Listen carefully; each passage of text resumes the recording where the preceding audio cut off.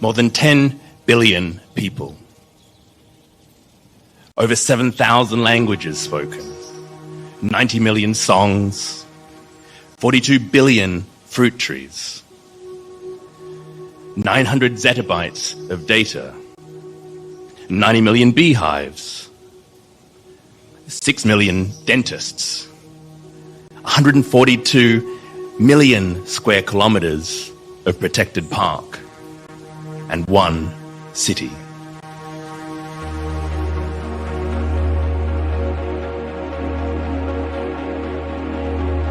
A planet city.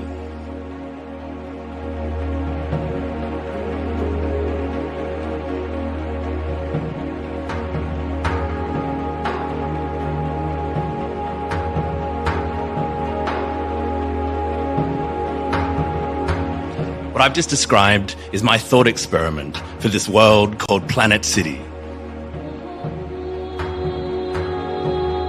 An imaginary city for 10 billion people, the projected global population of the world in 2050. I design environments for the film and television industry, and I believe that by creating imaginary worlds, we can connect emotionally to the ideas and challenges of our future. So we've been creating Planet City in response to the rising red line on the graph of climate change. Because world building and storytelling can do so much more than just visualize this data. They can help us to dramatize data. So in speculative cities, we can immerse ourselves in the various consequences of the decisions we face today. They can be both cautionary tales or roadmaps to an aspirational future. So, I invite you all to join me as we journey along the canals of Planet City.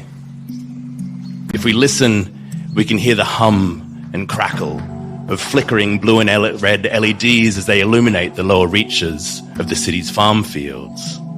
It smells of soil and hard drives and sweet fruit. A purple sunrise over a new kind of wild.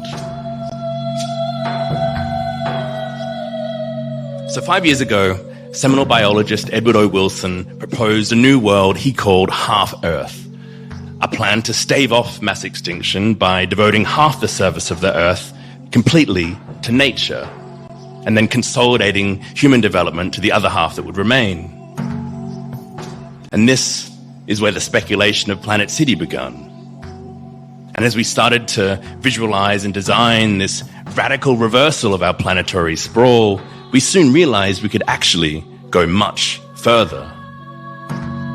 In its most provocative form, at the intensity of the densest city that already exists, Planet City could occupy as little as 0.02% Earth. Could we imagine coming to such a global consensus? Radically reversing all of our existing assumptions? What would it take? What would it look like?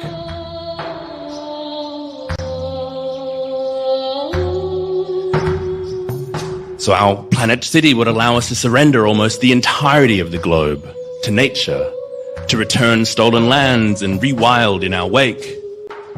A new national park of the world to be visited and tended, not engineered for extraction.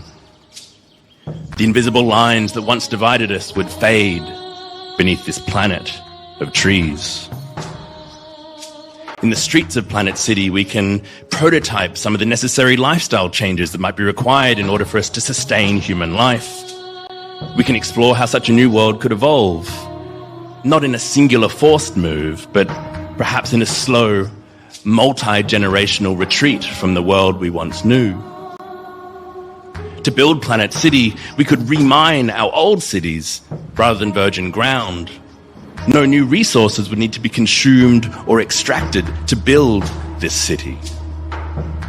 The world's shipping fleet that currently scatters matter ripped from the earth into our malls and storefronts could be reversed and repurposed to bring all this material back together again into the geological strata of our new city. The ghosts of nation-states would give way to new neighborhoods that could be formed around shared cultural practices as we perform new myths of care, belonging, and recreation.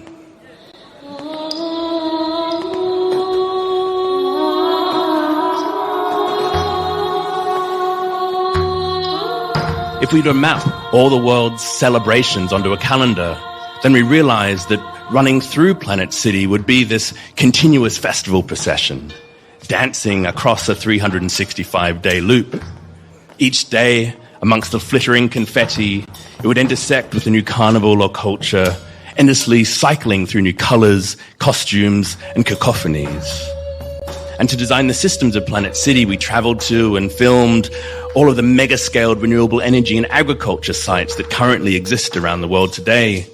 The world's largest solar farm in the Mojave Desert, the illuminated indoor farms protecting crops from harsh Siberian winters, the most productive wind energy network in Gansu, China, the world's largest algae farm in Western Australia. These monumental infrastructures are evidence that much of the technologies required to support the generation of our climate are actually already here. And in Planet City, we just remove the political roadblocks or the lack of cultural investment that's currently holding them back, and we visualize them operating at these global scales, but not forgotten out on an industrial periphery, but woven through the very fabric and life of the city itself.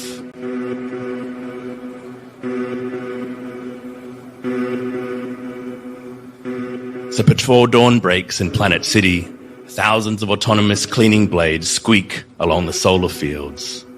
Waves of mirrors will ripple to rotate to chase the changing light. 1 billion panels collected from all over the world.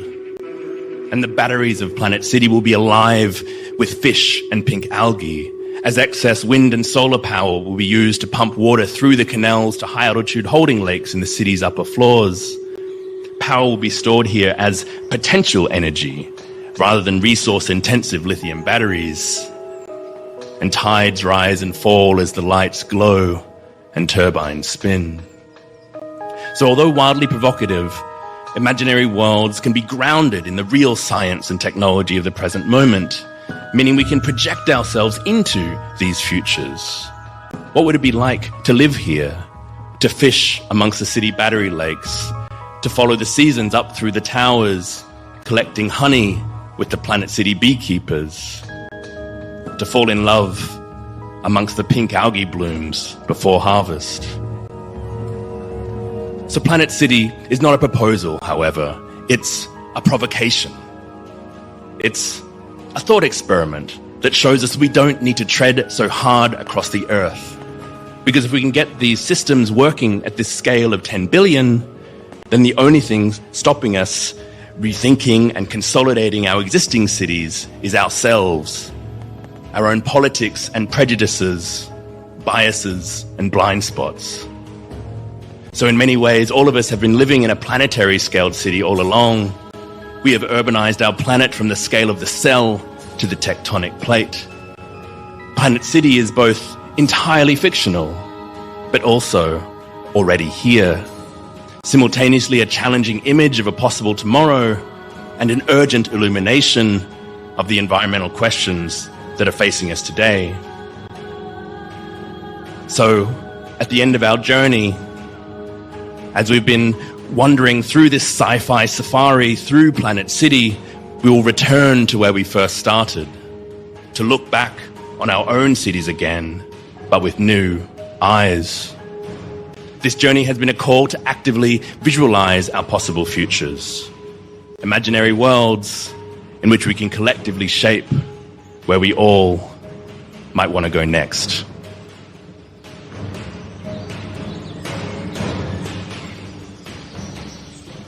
Thank you.